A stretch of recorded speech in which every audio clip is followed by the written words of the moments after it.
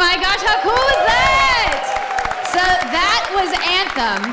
We're going to talk about that a little bit later in the show. But welcome everybody to EA Play. I'm Andrea Renee, and while you might recognize me from the gaming community, I'm kind of a new face around here. So this year, EA wanted to change things up because they know that I'm both a gamer and a fan. So they invited me to come and host the show. And I think this year is going to be a lot of fun, you guys. I hope you're ready because we're about to kick the press conference off.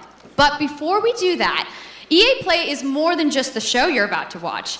Right behind these doors, there is a fan fest outside, and it is huge this year. It's a full 3-day gaming festival where thousands of gamers can come and play games for free. Now, inside the theater here, there are hundreds of community members from all over the world who are going to be capturing, streaming, and getting their first impressions of the games that we're going to be showing off here today.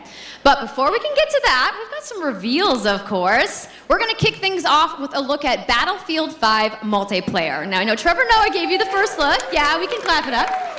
Last month, but we've got some new stuff to show you today. Then we're going to move on to FIFA 19, and boy, do they have some big news, you guys. Any World Cup fans? You guys excited? Yeah, it's going to be awesome. Then we've got 2 new indie games to share, and then I'm going to come back towards the end of the show with some of my favorite developers to give you guys a nice, meaty look at Anthem. And of course, yeah, we got the woos for Anthem. I'm into it. You want to do this with me? Well, wouldn't it be fun, you guys, if I told you all the secrets at once, right? Well, give him a break. He needs to just enjoy the show. So without further ado, let's get things started.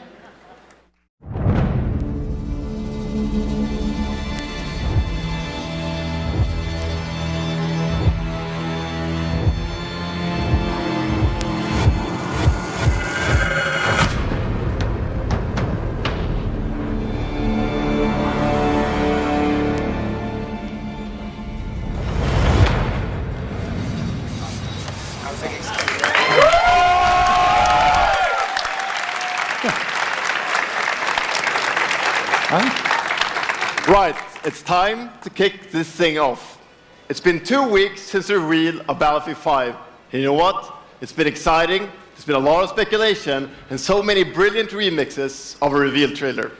But there's also been lots and lots of questions from the community. And we've heard you want to see more gameplay innovations. You want to know how customization actually works, and you want to know more about our take on the Second World War. So today, we'll show you more gameplay and why this is the deepest and most immersive Battlefield yet. It certainly is.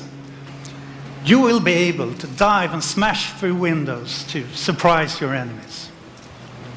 Where previously defenses were stationary, you will now be able to move these weapons around on the battlefield and gain advantages. And our renowned destruction system is back and more impactful than ever. So, well, you can't really hide from those pesky tanks anymore as they come chasing you for you, as they rip through those buildings. And you will now be able to customize your soldiers, your vehicles, and your weapons, not only for the gameplay, but for the looks, as part of our portrayal of the Second World War. And that's just the tip of the iceberg in Battlefield 5. You're going to see a lot more of our new gameplay systems here at EA Play from our community.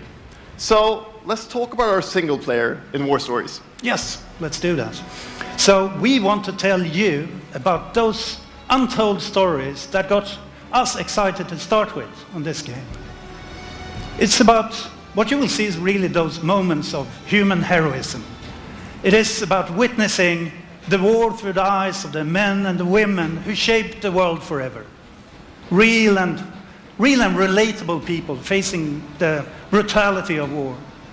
We started off by an exclusive look at the Nordlys war story over at the Xbox briefing tomorrow. Thanks, Lasse. Something not to miss tomorrow. So, our launch in October is just the beginning. You will all go on an expanding journey through the Second World War. No loot boxes, no premium pass. Every day will bring something new. And as part of that journey, after launch, you'll get something I know a lot of you have been asking for. It's Royale.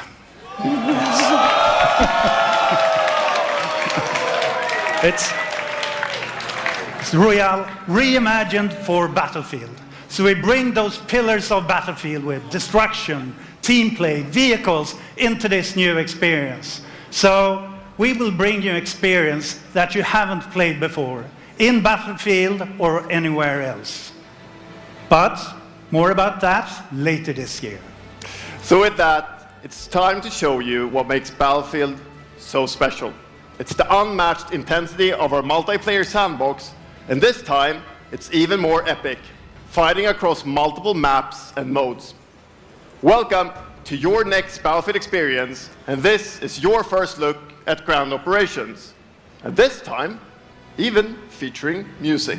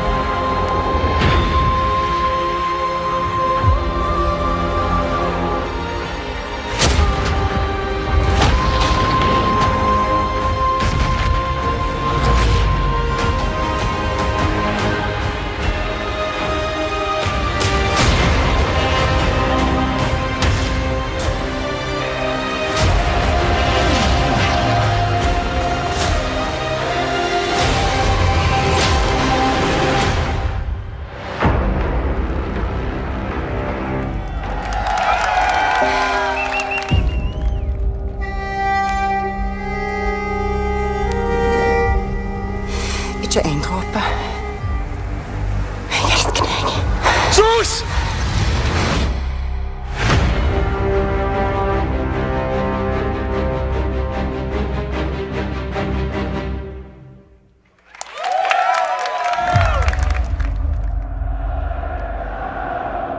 Quando eu era criança, sempre sonhei em tornar-me um campeão.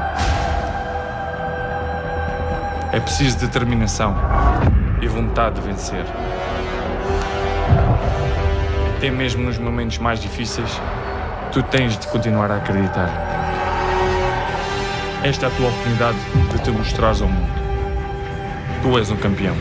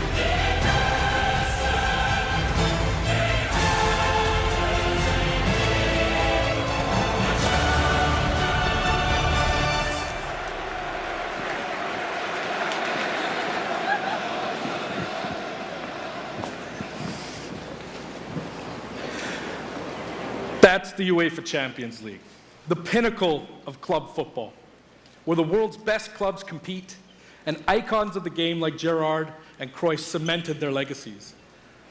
The world's biggest league joins the world's game. And a special thanks to the legendary Hans Zimmer and LA's own Vince Staples for collaborating with us on the trailer. And I really love the trailer because it captures our epic vision for how the Champions League comes to life in FIFA 19. And Lena's going to tell you a little bit more about that. As Aaron said, the UEFA Champions League is an amazing addition for the game. It's where football's biggest heroes like Ronaldo and Neymar clash every year. And it's the place where champions rise. And you've been asking for this for a long time, and we are thrilled that it's here. And that's why we're bringing the Champions League across the game.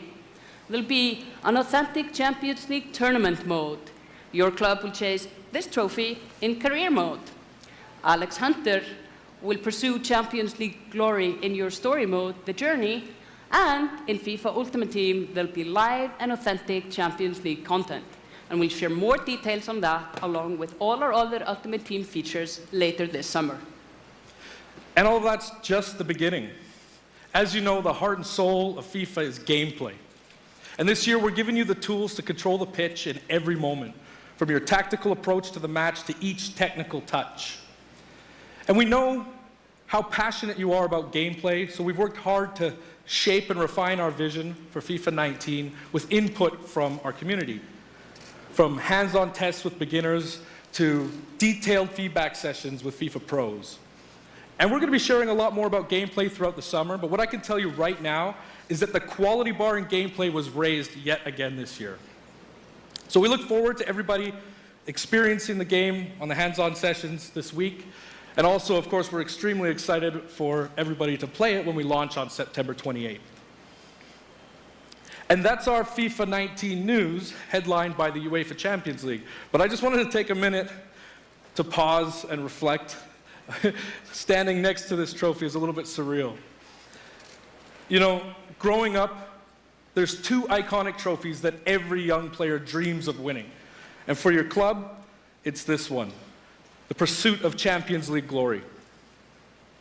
But for your country, it's this trophy, the World Cup. And with the tournament starting in just 5 days, we're excited for the world to compete for it in FIFA 18. As you can imagine, all of us on the FIFA team can't wait for the start of the World Cup. And we want to celebrate with FIFA 18 players, which is why we've just updated the game with a free World Cup experience on PlayStation 4, Xbox One, PS, PC, and Nintendo Switch. But you can take Ronaldo and Portugal to their first World Cup victory. Or you can write your own story with some great nations who didn't qualify this year. Or you can make a crazy dream a reality for your home country, like mine, Iceland. Who would have thought that a nation of only 350,000 people would ever qualify? And you can feel their excitement.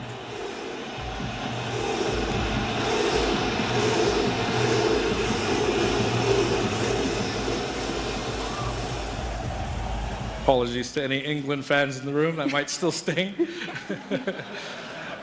And Lena isn't the only one who's excited. FIFA 18 players are loving the World Cup experience so far. But we don't want to stop there. We want to invite everyone to come and join the celebration. So I'm pleased to announce that for a limited time, FIFA 18 complete with the entire World Cup experience is available for a free trial on PlayStation 4 and Xbox One and on PC through Origin Access. Yeah, you can download and play the entire game right now for free. Yeah.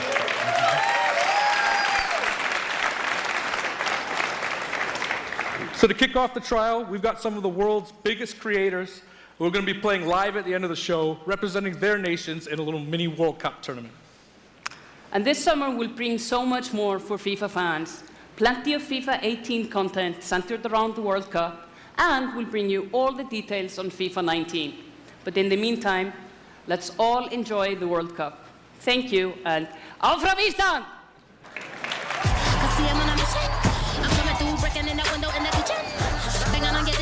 That's how I made this beat. From the air, money we have for me. And if you didn't know, I need it right away. So when you see us in the street, better keep running. Our horse of a we coming. It is the big day. On the biggest stage at the World Cup.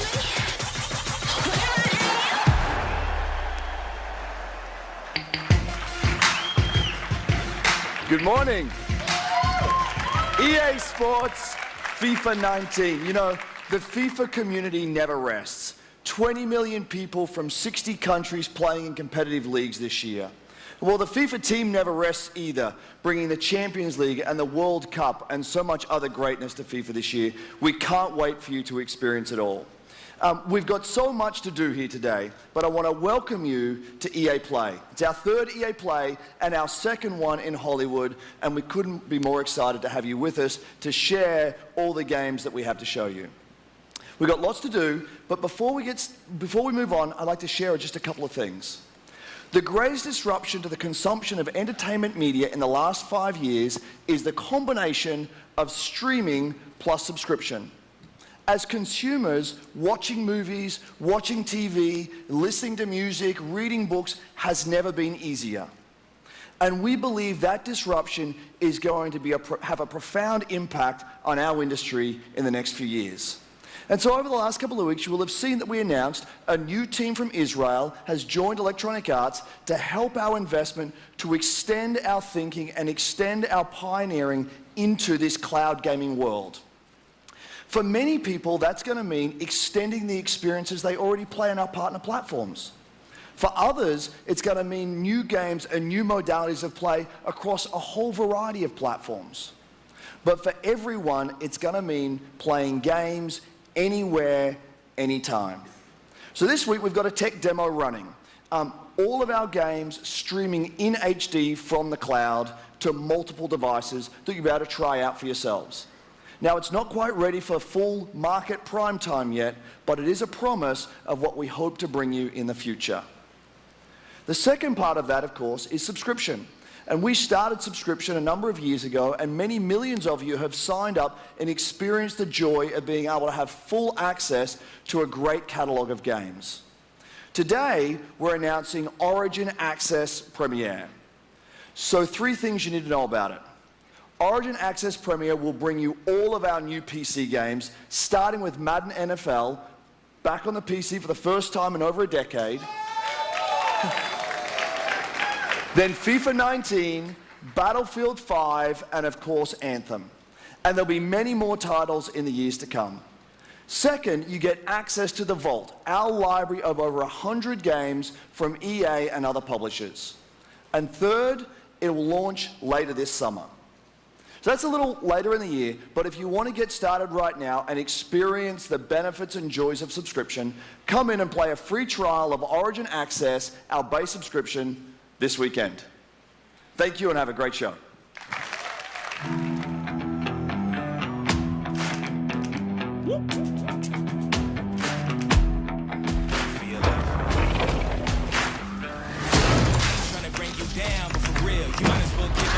Think you got a chance, but I don't see how. Got a real tight grip when I hold that crown. My life been good and bad and all around. The more things I lost, the more I found. Came here ready to fight on this night. You better just run for your life.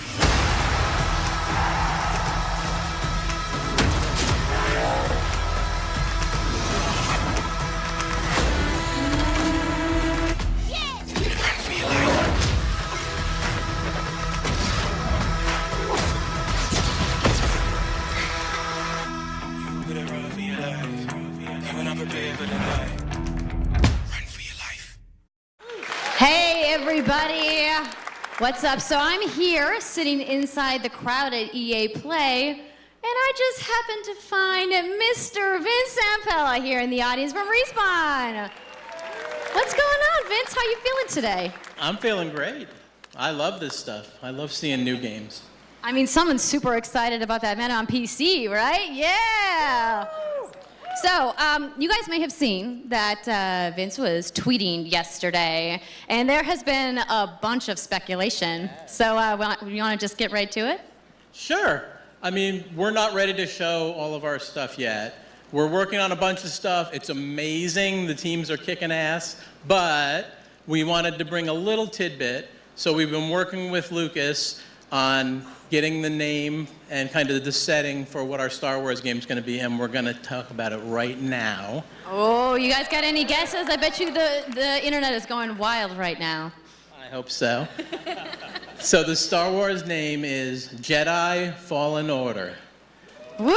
So Star Wars Jedi Fallen Order. Yeah, so it kind of gives you some idea that you'll be playing a Jedi. So does that mean I get to like hold a lightsaber? Yes.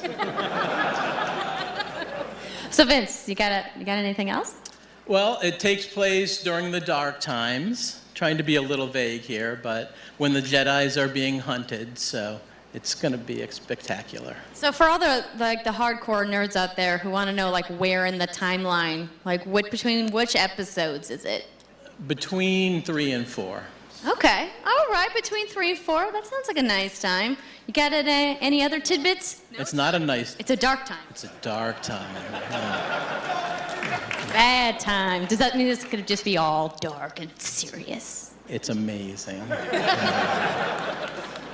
All right, so I think people are now anxiously want to know, when can we play the game? It will be holiday of next year, 2019, not this year. Sorry to dash any hopes. No. But now that we know, we can set expectations. We're all going to be amped up, and hopefully we'll hear more from you maybe next year. Oh, yeah. Well, Vince, it was great to see you. Thanks for stopping by the show today. We do have a little bit more news on Star Wars, so I'm going to toss it over to Dennis.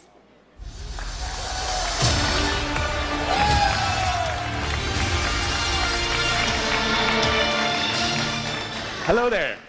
My name is Dennis. I work at DICE in Stockholm on Star Wars Battlefront 2. I'm really happy and excited to be here today, so thank you so much for hanging out with me for a little bit. So we launched our game in November of last year, and clearly we didn't get it quite right. So instead of coming out of the gate sprinting like we really wanted to, we had to take a step back and make sure that we were delivering the game that our players really wanted. So we decided to completely overhaul our progression system and add a bunch of new character cosmetics for players to collect instead. So from there, we added a new hunt mode inspired by the original Battlefront games that I loved personally, starting with the Ewoks on Endor. And thank you. It turned out to be by far the most popular update of the game, and the team loved building Ewok Hunt. So, as you might know, we're currently in our Han Solo season with content from the movie coming next week. It's headlined by the new planet Kessel, a really dangerous place, and it features the return of one of our favorite modes, Extraction. So looking forward a little bit, this summer we will be introducing a new squad system to the game, which will allow you to team up much easier and play with your friends. We're also adding a new starfighter mode focused around dogfighting with your hero ships. And looking ahead a little bit more, we will also be delivering a new large-scale multiplayer sandbox experience focused around capturing command posts and attacking and taking out capital ships. But that's not all. We know that you have been asking for new heroes, villains, and planets from a certain era that features a very iconic Star Wars conflict.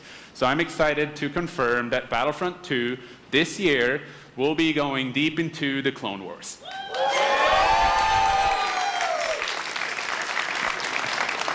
It's only fitting that we begin on the planet Geonosis, featuring multiple levels, including the largest level we have ever built for Battlefront. So let's talk about the heroes and villains. First, let me introduce the most powerful droid, the leader of the most powerful droid army in the galaxy, General Grievous. And yes, he will be going up against my own personal favorite, Jedi Master Obi-Wan Kenobi. Finally making his debut in Battlefront after all these years.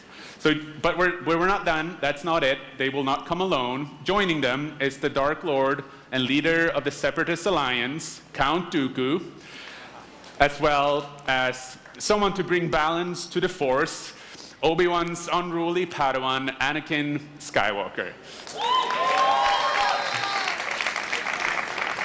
The team at home is extremely excited to be building all of these cool things. EA and DICE are committed to Battlefront. We had a rough start, but I really think that this game has a bright future thank you very much for playing the game, providing us with your feedback, talking to us. Together, we will make this the greatest game that we can possibly build. There would be no Battlefront without you. So thank you, may the force be with you, and enjoy the rest of E3. Thanks.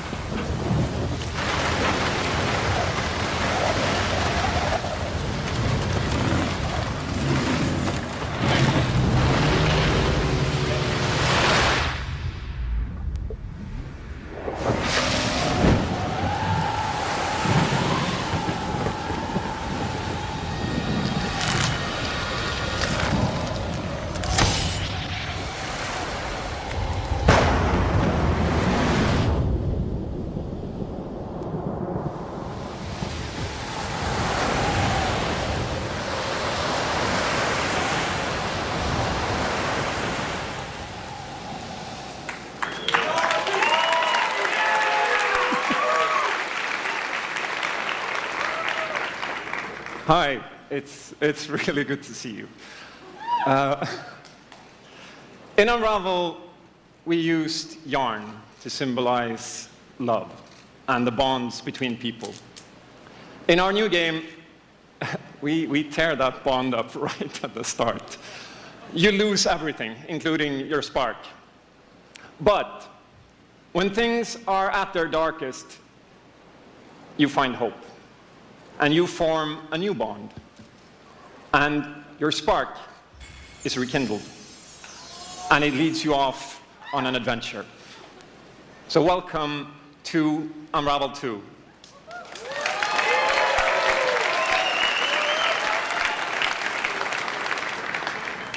It's a game about fresh starts and second chances.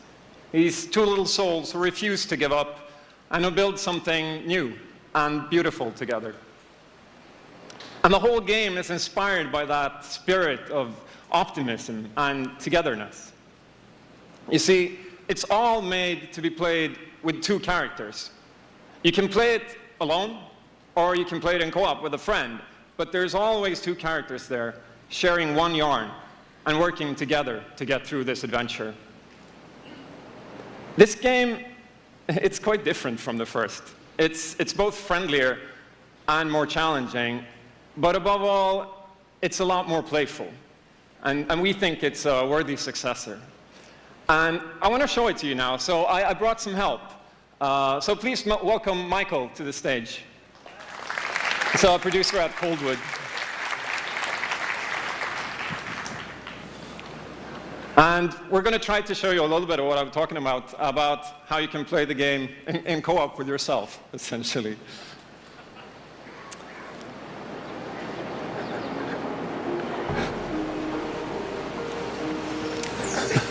So this wasn't prepared.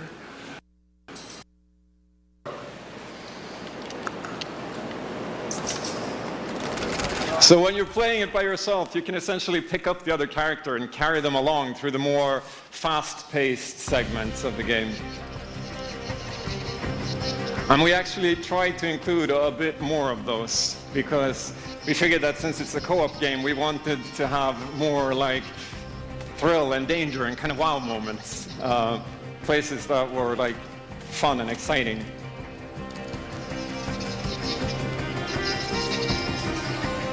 And then when you get to the more puzzly areas like this, when you're problem solving, you can split apart into two and switch back and forth between the two characters, because that's how we've essentially designed all the problems and puzzles of the game, that you're always working together and helping each other out and utilizing this bond between you to overcome any obstacle that you come across.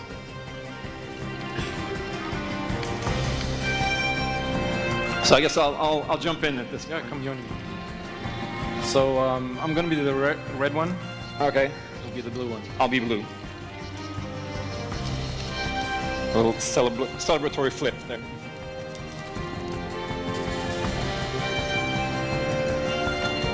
And the bird is back. Oops.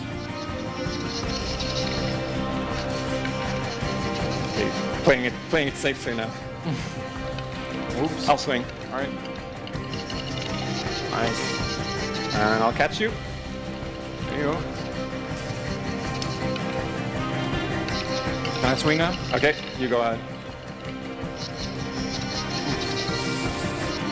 So here it goes. Oh. Okay, this is the scary part. Let's see if we can do it. Got it? Oh, very nice. Oh. Faster. Well done. Sweet, well done. Okay, I'll go up and distract the grouse. You can. I'll sneak up here.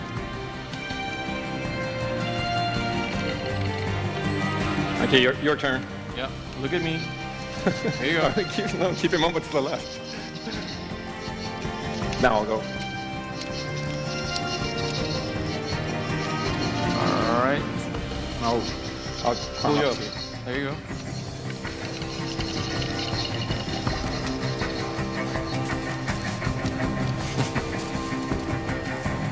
Now we can breathe again. Yeah, finally. Or can we?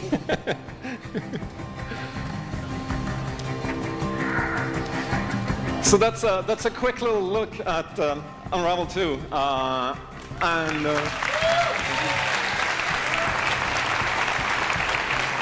Yeah, I really hope you like it. And before I go, I just want to send some love to the team back home, because working on this game has been a completely amazing team effort on so many levels, and everybody has worked so hard. So there's a bunch of us from Coldwood here, and thank you to those, and thank you to everybody back home, and thank you. Love you.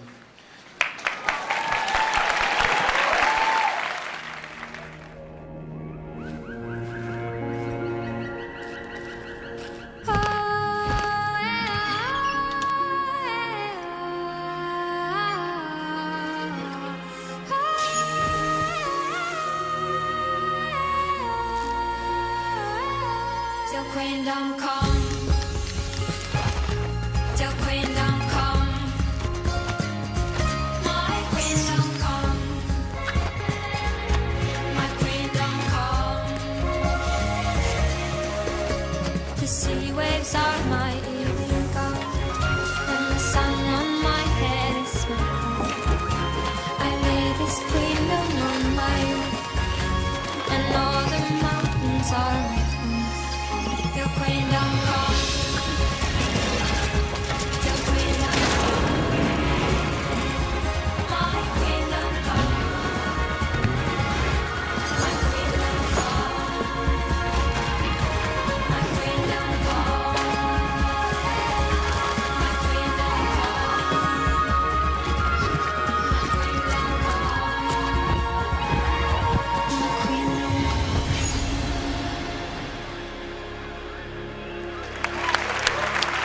Thank you, Martin, and the brilliant team at Coldwood. The game is really strong. These guys have done an amazing job, and it's clear that they have a lot of passion, and I can't personally wait to play Unravel 2 with my kids. But what's even more amazing is that we will make Unravel 2 available to everyone today. Yep, you heard that right. You'll be able to take these two Yarnies on their next big adventure starting today. The game is finished, it's out. So thank you, Martin, and thank you to the team at Coldwood. Back in 2015, we started on this journey with the original Unravel to seek out the most creative, independent developers and bring them into our EA Originals program. It's been our way of helping these creators bring their unique games to the world and to tell their stories.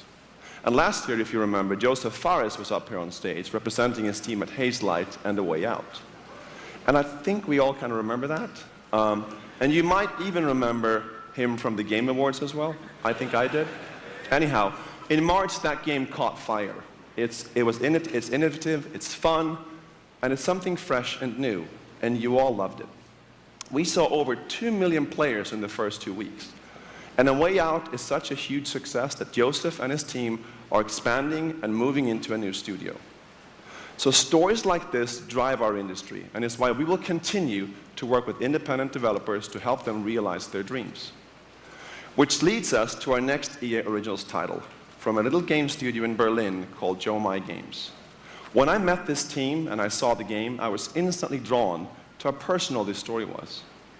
It's one that carries a very powerful and important message, and it's unlike anything we have ever done. So please welcome Connie Gepper to the stage from Joe My Games to tell you more about Sea of Solitude.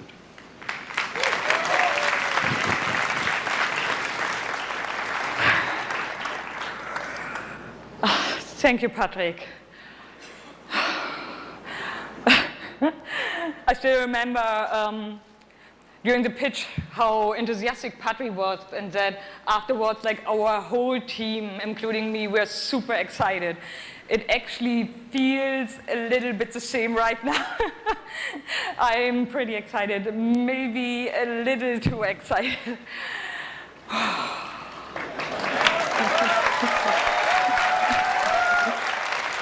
Thank you.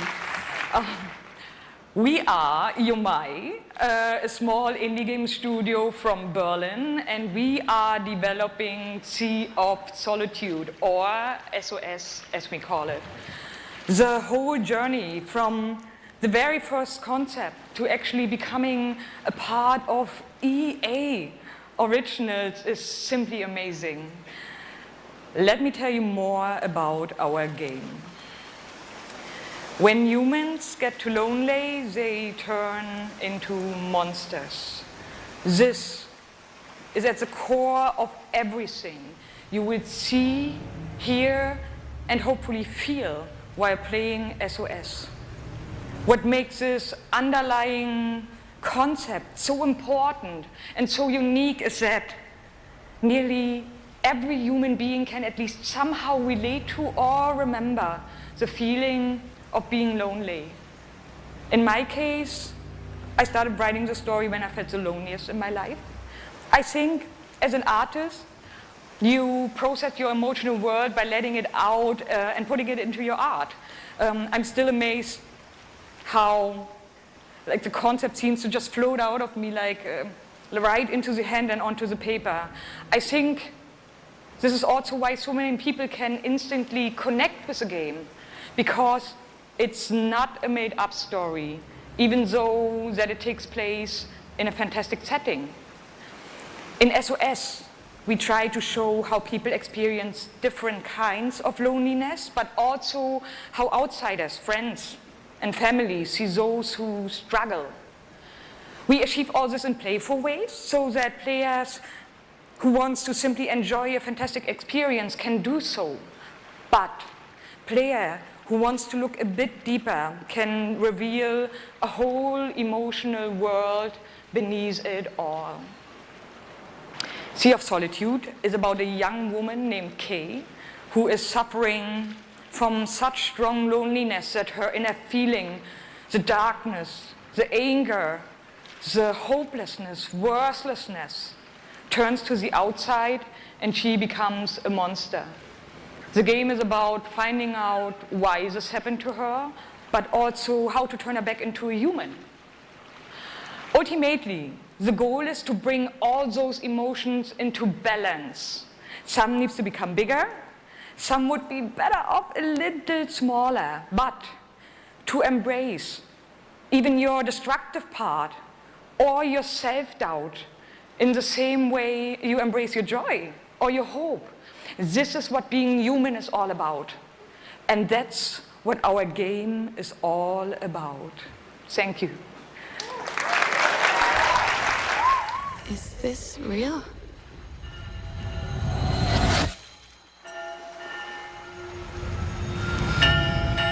This world that I live in is empty and cold. The loneliness cuts me and tortures my soul. I'm no child of destiny and no fortune's son. I've just chased you so long now, I'm too weak to run. A new day is here, but nothing is new. Alone in my room, I tremble for you.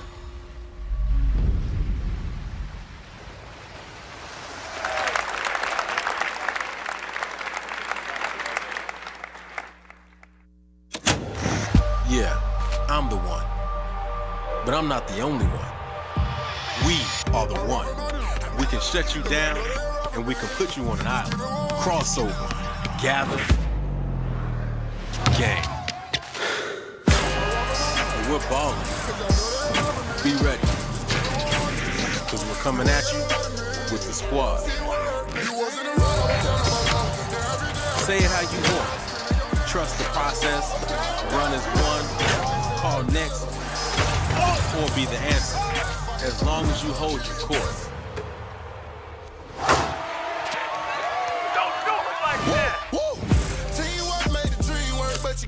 Just remember though, wherever you call home, whatever your fit, or however you ball, you're on my court. I'm the one. I'm the one. I'm the one. And this is my squad.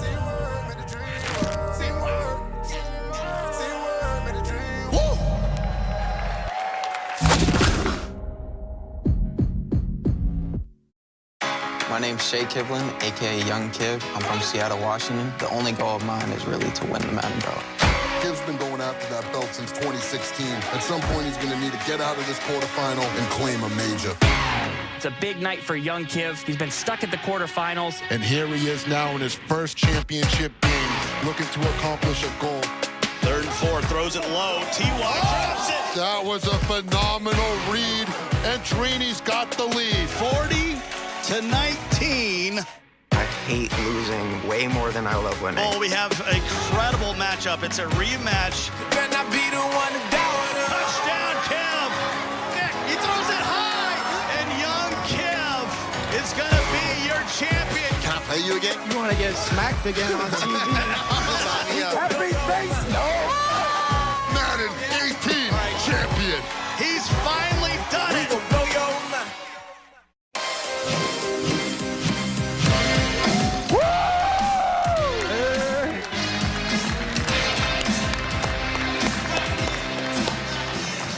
Good, baby. How you doing? I've been good. You still recovering from that butt whooping? Wow, already starting. Okay. Hi, everybody. I'm Juju Smith-Schuster from the Pittsburgh Steelers. As you guys can see, king of touchdown celebrations. That's pretty fire. I like that a lot. As you guys know, this is Young Kiv, Madden 18, Madden champion. Like, give it up for Young Kiv, y'all. Give it up.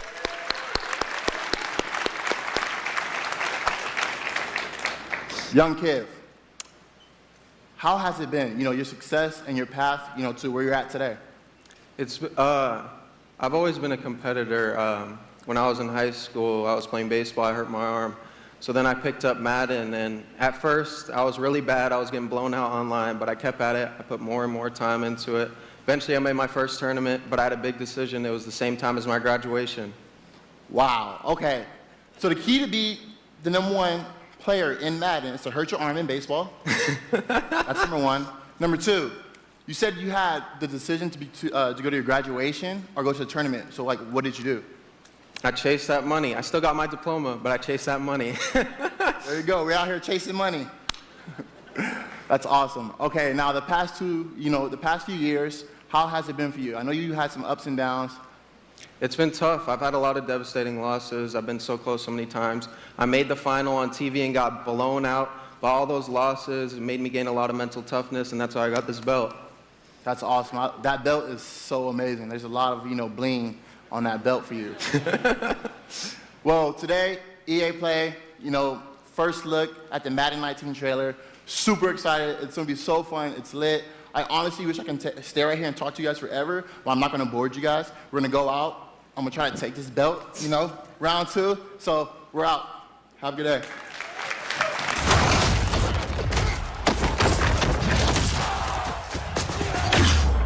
You've worked your whole life to get to moments like these.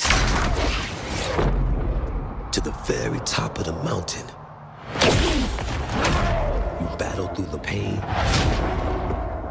and failure. All just to get to this place where you've been told legends are born. You fall so you can rise. And you rise so that you can truly see see that it was really never about reaching the end of the road at all, but about all the moments that got you here.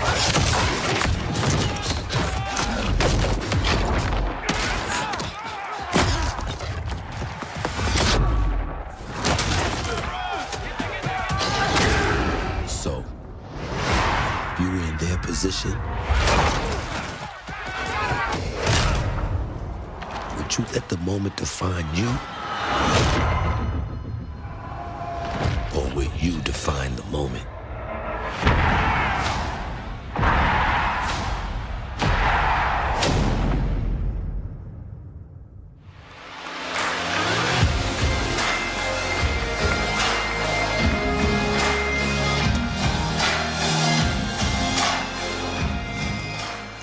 Hello, ladies and gentlemen. I'm Nathanius, professional shoutcaster, here alongside Redwood Studios General Manager Michael Martinez.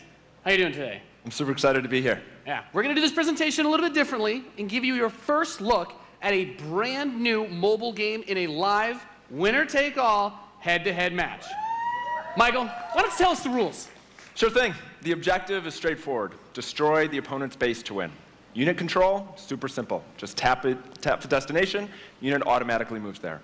The most efficient way to destroy the opponent's base is with this giant nuclear missile in the center of the map. Control the missile by standing on a majority of the control points. A bar fills up while the missile is possessed. Whoever controls the missile when the bar fills up will fire the missile. Takes 2 missiles to destroy the enemy's base and win. That's it. Sounds great, Michael. Well, enough talking about it. Let's get to this match. Absolutely. All right, ladies and gentlemen, we have an awesome matchup lined up for you here today. Fighting for the blue side of the room, if you could please give a cheer for one of the most formidable RTS players there is. Make some noise for In Control. Yes.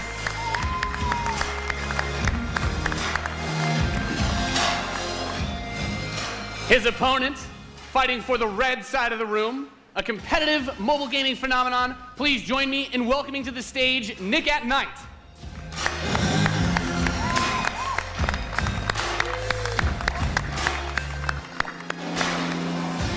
Now, Mike, it's going to be a real clash of these gaming styles and the competitive backgrounds that these players have. It should be a great match. It really is. I can't wait. All right. Are the players ready? Let's get this thing going. Ready to go. I'm ready to go. Let's do it. All right, let's kick this off. Nice little strategy game for those of you out there. It's a good genre. I'm very excited for this. The players are loading in, and we are ready to the kick match. Here we go. this off.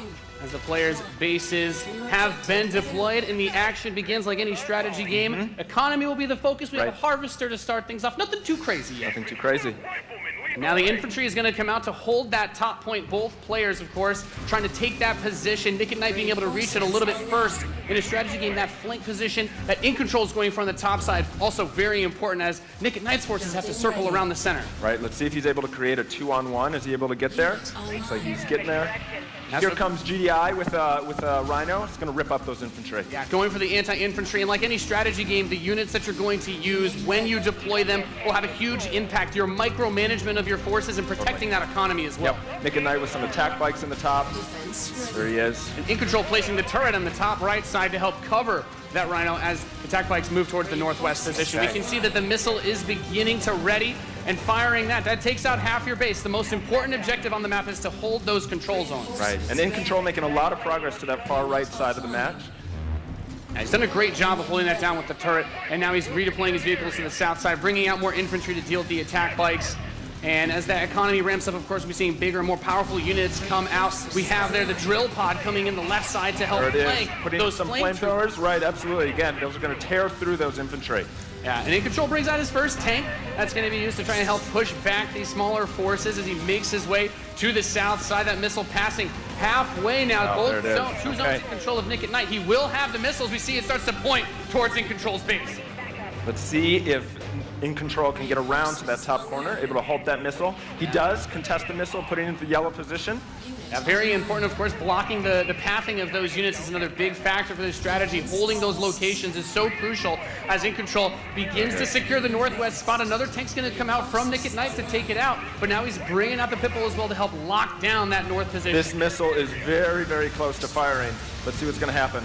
with another turret. In control flanks, he takes the top, that missile, and that fires off. Wow. And Nick at Night, one shot away from being knocked out here, as the next one will start to ready up in just a moment's time. In control's very heady artillery force is doing a great job at taking control of the map. Yep.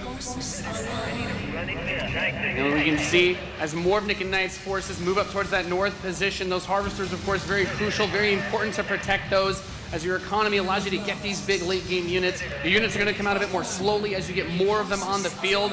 But In Control, just spreading his forces out, trying to hold this advantage that he's had so far. Nick and Knight is trying to get in there, but there's a great turret placement from In Control, blocking and just ripping through again those infantry. And we see In Control now moving his tank towards this. Another drill pod we're seeing with some flame tanks. Yeah, bring in the flank. Of course, those flame guys do amazing damage to the infantry, help to clean that out. Meanwhile, 2 more tanks coming out from Nick at Night to try and secure those positions. He brings up the laser infantry on the south side as well to deal with that tank. Going for counters, trying to scout out and see what your opponent is doing and make the proper response is so important in strategy. Absolutely. Nick at Night cruising around, thinking about harassing those harvesters, coming around the far side for those rhinos. It looks like he's really pressing it. And we see that missile is starting to get close to firing with 3 zones In Control for Nick and Knight, looking to set things back the other way. In Control trying to rally his forces around. He doesn't want to engage with just 1 or 2 units. He wants to move all of them together, create a good flank position, and take over that south. And we're seeing the first mech unit from In Control. This is the Wolverine. Gonna rip, and this is what, watch out for this missile. And Nick and Knight's gonna fire that one off and settle for next missile is gonna end it. Next missile wins. Let's see what happens. We'll have control. The Wolverines, as you pointed out, for In Control coming out to try and deal with these forces.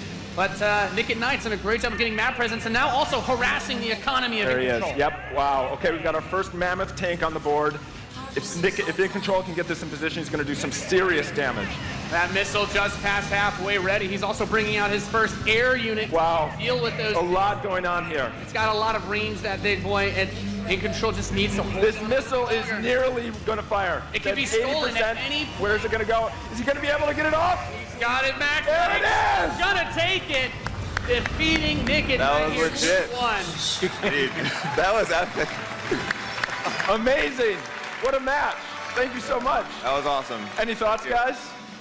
I just came to make mammoth tanks, so I've done my job. Yeah, absolutely. That was awesome. We saw a little bit of everything right there. Perfect. Yeah. Let's hear it for Nathanius, Nick at Night, and In Control. Ladies and gentlemen, what you just saw was the worldwide reveal of Command & Conquer Rivals. Rivals reimagines the real-time strategy experience for mobile. We're giving players complete, continuous control of their armies in quick, competitive, head-to-head matches that are fueled by skill and strategy. Now, Rivals will be coming to iOS and Android devices, but I'm excited to announce that Android players can play the pre-alpha today. So head to the Google Play Store, search Command & Conquer Rivals. The studio has been having an absolute blast playing this game, and we can't wait for you to play. Please let us know what you think. Thank you.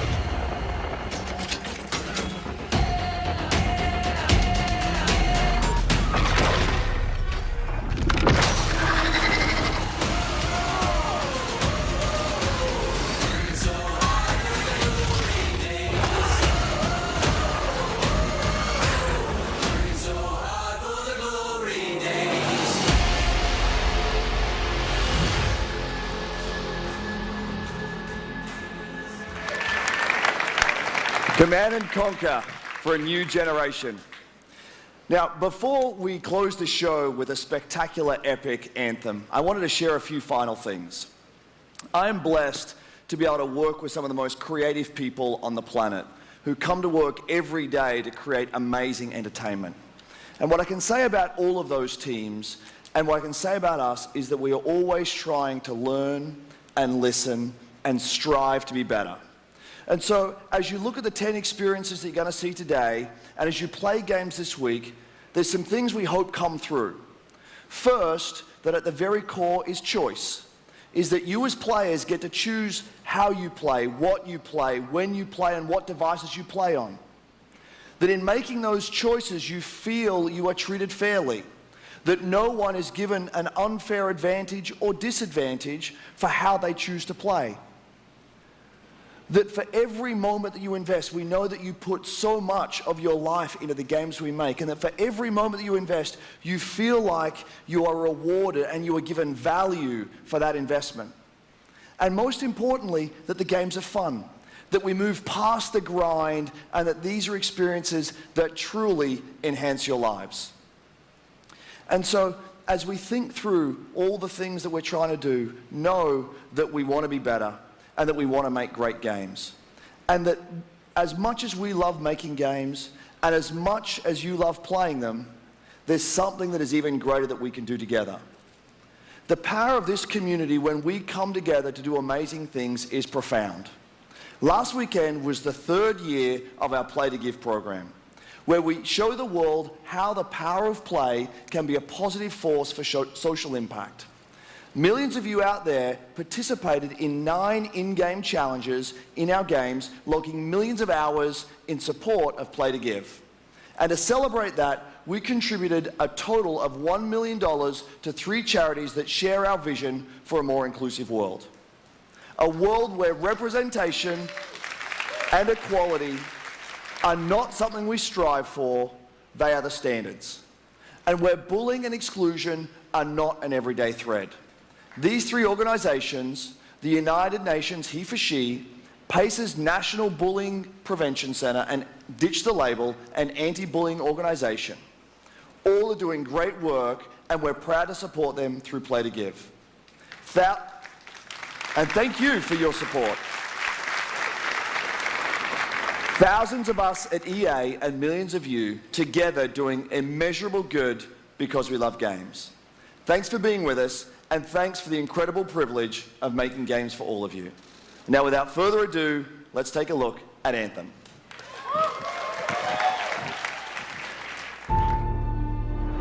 The gods vanished and left our world in chaos, creating, altering, destroying.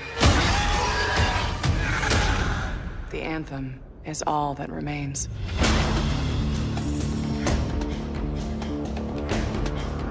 There's a storm coming. These walls can't protect us forever.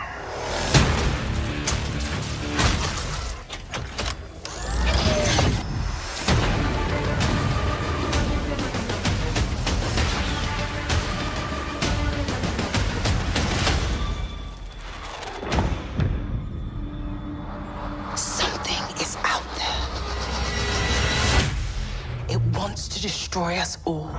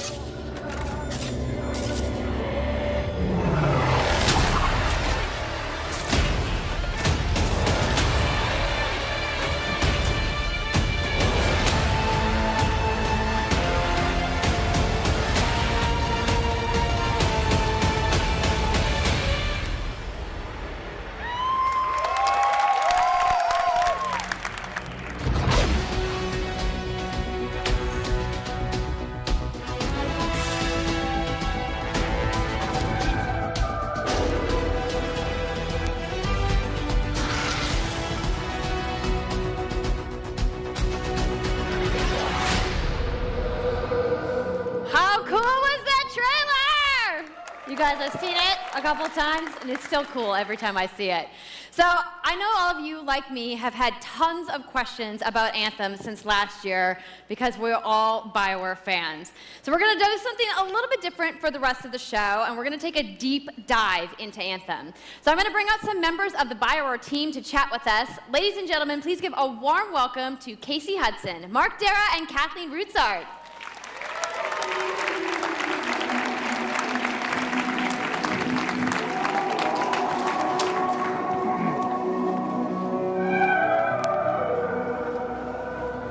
All right, thanks guys. Thanks for coming out today. Just got a little game to show, right?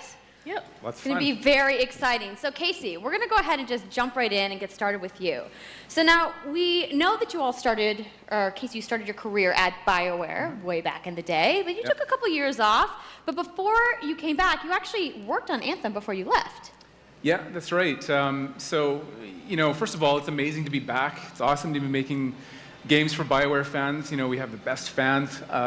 So it's been super satisfying to come back to it. And, you know, I just want to be able to continue the legacy of the studio. And that's kind of where it started with Anthem, is just thinking about, you know, what is the evolution of a BioWare game? And we wanted to create a brand new world for people to discover, you know, a whole new world of story and character.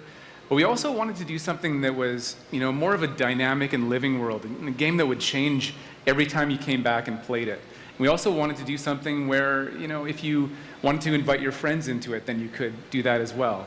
So that was really the initial vision of the game, not an MMO, not a multiplayer game with story sort of bolted on this side, but something new and different, and I think the team has really captured that vision over the years. Your fans really love the stories from BioWare, but I think we're kind of curious how you're planning to make story work in this shared world.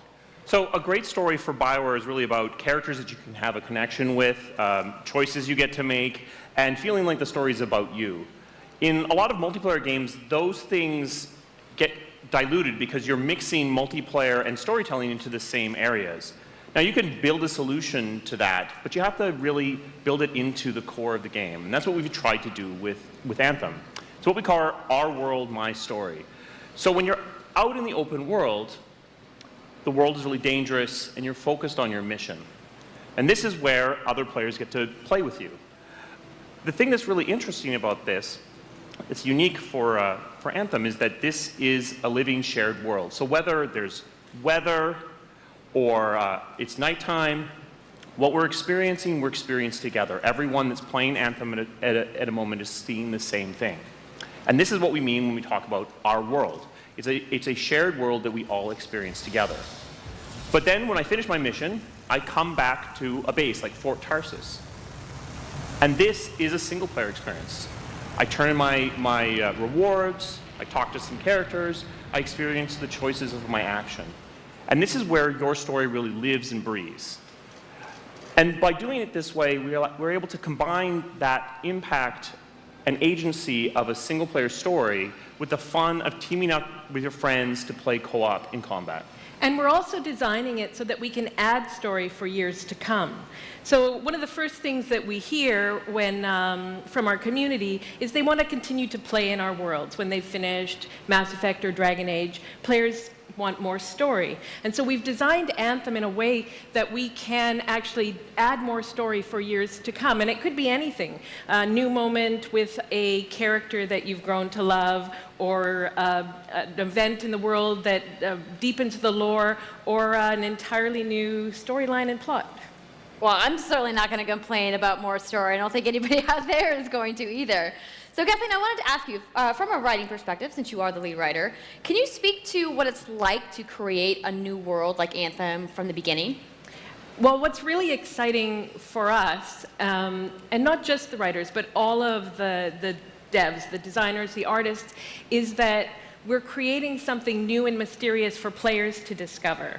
So at the heart of the premise of Anthem is a world left unfinished by the gods.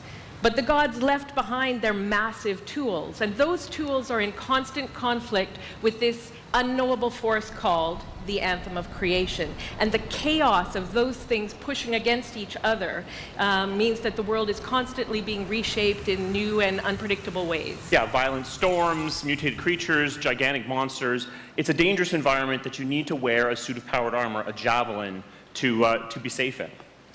Now, something I think a lot of players out there maybe don't stop to think about is just how much work goes into creating a new intellectual property, or IP, as we've been saying. Now, we've seen all these different creatures, and Mark, you mentioned the storms. What's the process of creating a game like from scratch? Yeah, it's something we've done a few times at BioWare. And really the hardest part is getting started, just kind of getting off the blank page. So what we try to do is we think about the new experiences that we're trying to unlock for players. So like, what is the fantasy fulfillment? What are the new things you actually get to go and do that are different from what you've played before? So that's where we start. And then once we think about those things, that's the power of creating new IP, especially for games, is that you actually get to build a whole fictional universe that's meant to bring out a certain experience. And then once we do that, then we still need to build all the rest of the stuff, and what unlocks us creatively is to think about like principles around art style, tone, and even the technology and the politics of our new world. And then from there, we can actually go and build out every last detail. Yeah, and one of the unique challenges for Anthem is that it's a world, an experience that's meant to feel alive, like it's happening right now. And so the world is always changing, whether the storms, seasons, and it's a really great concept to write for, because what it means is it gives us the opportunity to drop into the world, almost in real time, a dramatic event that changes the world for everyone. And that could be anything from gameplay to lore. I mean, all of the moving parts in the dynamic world sound really cool, the way that they sound like they're going to come together. But even though there's obviously a lot going on, it really all comes back to your character. So let's talk about who we're going to be playing as and why we're fighting these crazy beasts. So you are a freelancer, uniquely skilled to pilot these Javelin exosuits. And you need those suits to survive and fight in this world, because the world will kill you. But on top of that, our ancient rivals, the Dominion, they've discovered a way, they think, to weaponize the Anthem of Creation. And so we need to stop them and protect the free people of Tarsus. Now, I've heard you call this power armor a couple different things. Is it a suit? Is it a javelin? Like, what's the canon term here? We call them javelins, and there are 4, and they each have unique abilities. There's the Ranger, and then there's the Colossus, the Interceptor, and finally, the Storm. Yeah, so each javelin gives you a different way to play the game. But the thing to remember is, like Kathleen said, you're not your suit. You are a freelancer, a pilot, which means you can decide which suit you want to use based on your mood, based on the mission you want to engage in, or the javelins that your friends are using. So really what this allows us to do is we've built the suits to look like they're built from the materials of the world. So they each have their own unique abilities. So let's take a look at the Ranger now. The Ranger is a more generalized suit, able to do a lot of different things, really designed for up-close and personal combat, one-on-one for the most part. The Colossus is heavier, more specialized, but able to really pack in big weapons that let them devastate the battlefield. I'm just going to say the Storm looks like it's going to be my favorite. I'm sure you guys out there are picking your faves right now, too. So the javelins look awesome, but we're going to take a couple questions right now. So Casey tweeted, some of you may have seen, asking for people out there to send us your questions. And the first one is going to be from @It'sSweetNicole, who asks, as a player who is all about making their character their own, what kind of customization options will be available in Anthem? Yeah, so we really want players to express themselves, both through customizing the way their javelin plays, through gear and weapons, but also being able to personalize the way that it looks, both through paint jobs as well as changing the actual geometry of the suit itself. We want teams to be able to do this as well. And because you're going to be using a javelin for a long period of time, we really want you to be able to make it your own. I'm glad you brought that up because actually, Jay Legato has a question connected to customization. Monetization. How, when, loot box, cosmetics. Yeah, so we are going to have some cosmetics and vanity items that you'll be able to purchase, but you're always going to know what you're going to buy before you spend any money on it. So no loot boxes, no ability to pay for power. So that means no ability to spend money on gameplay advantage at all within Anthem. But even more important than that, we want to make sure that Anthem is an immersive experience that feels like it's complete from the get-go. So that means a main story, a big open world, and an ongoing service that provides new content for a long period of time. New story, new experiences for everyone. Well, I'm glad to hear that I can make my javelin pink. That's really all I wanted to know, I'm going to be honest. All right, Casey. We talked earlier about this being a co-op experience. So can you tell me a little bit about how the team gameplay in Anthem is going to work? Yeah, it really is about, the fun of teaming up as a team of superheroes and working together. So you want to get a few people together of different classes. So, I think here we're going to see the Colossus, just hammering people on the ground in gameplay, if we can have a look at that. So heavy artillery, being really strong, in melee combat. And then here you've got the Ranger shooting down from above. And then they're using combos and special abilities and stuff like that. But what I love is you don't just run around, you're swimming and flying as well.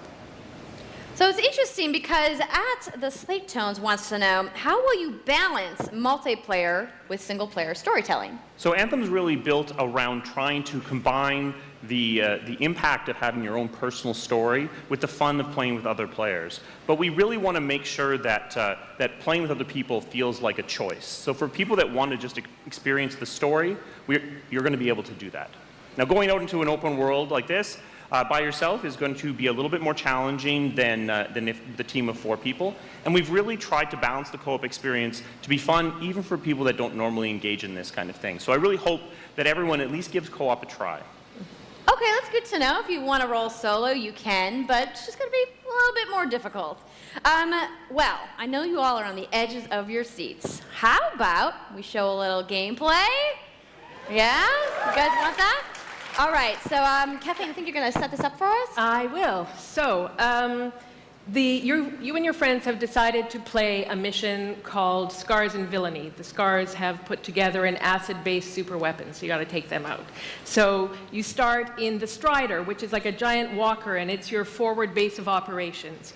You have a conversation with your crew, Halleck, Faye, and Owen, and you'll hear Owen. He's going to talk us through the mission as we experience it here.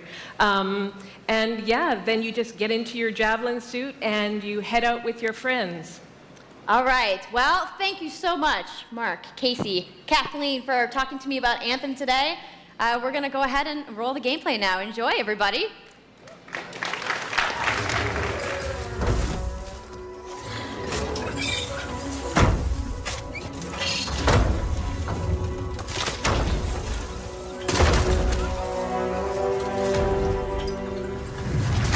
Freelancer, time to get to work.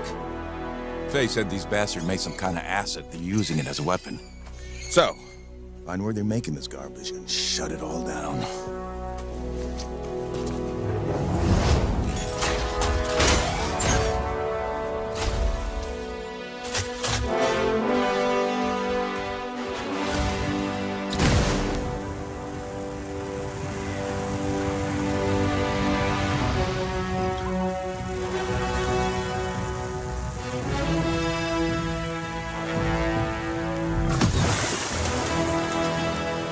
Owen, what's the plan here? Picking up loads of scars nearby.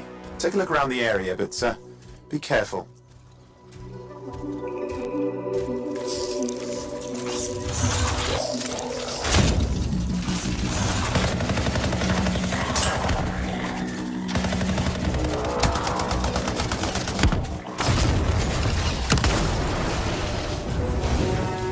Right. Checking out the Scar Camp some more. Look at all the weapons! Oh, and the turrets! Better move quickly.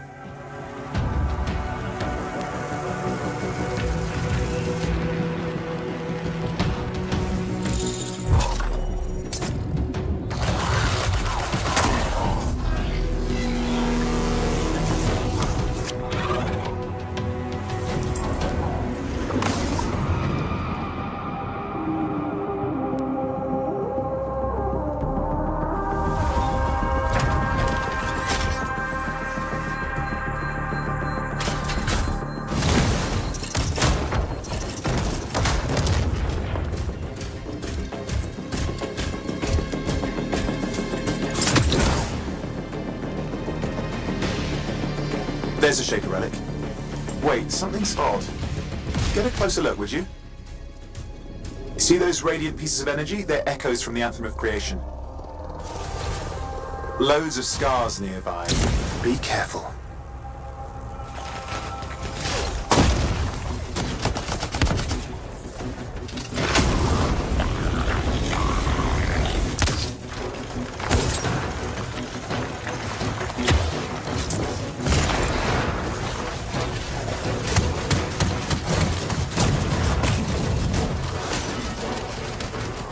Return them to the relic. You've got to silence it fast.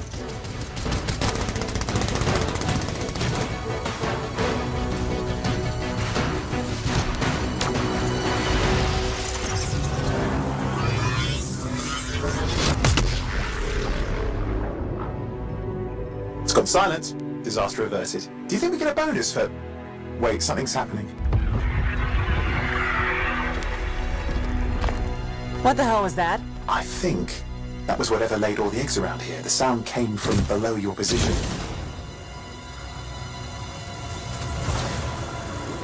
On the plus side, this definitely counts toward hazard pay.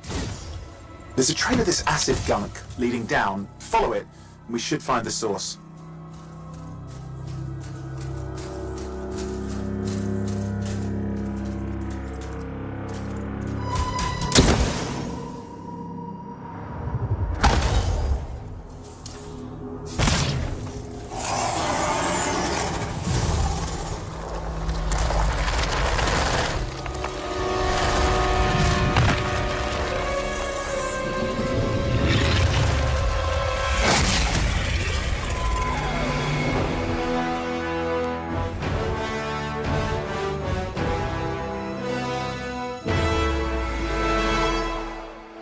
How cool was that? I'm so hyped, you guys. Yep, and that was actually just a short version of the full demo that we brought here to LA. So if you want to come by the Anthem Theater here at EA Play, you can check out the game live. So I'm sure the question on everyone's minds, when do we get to play? So Anthem comes out February 22nd, 2019 on Xbox One, PlayStation 4, and PC. So mark your calendars, everybody. Fire off your tweets. Thank you so much again to Casey and the entire BioWare team. I know you guys have that awesome theater outside, so I will see you guys there. All right. Give it up for Casey Hudson, everybody. I also want to give a big thank you to all of the developers who showcased their games today and everybody working hard at their studios back home around the world. Let's give them all a round of applause.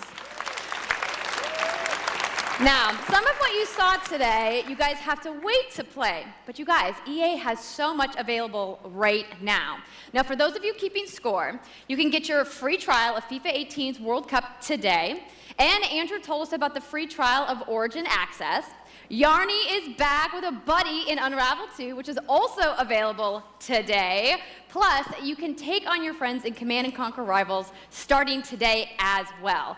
Now, that's a lot of available stuff that's out today. Is anybody ready to go home and download anything? No? You're like, I just want to go outside into the fan fest. I get it. So I want to let you guys know to keep your streams going because in just a few moments, the FIFA 18 World Cup live tournament is going to begin. I'm going to head outside and check out the games, but I want to thank everybody for coming down to EA Play today and watching the press conference, and have a great weekend.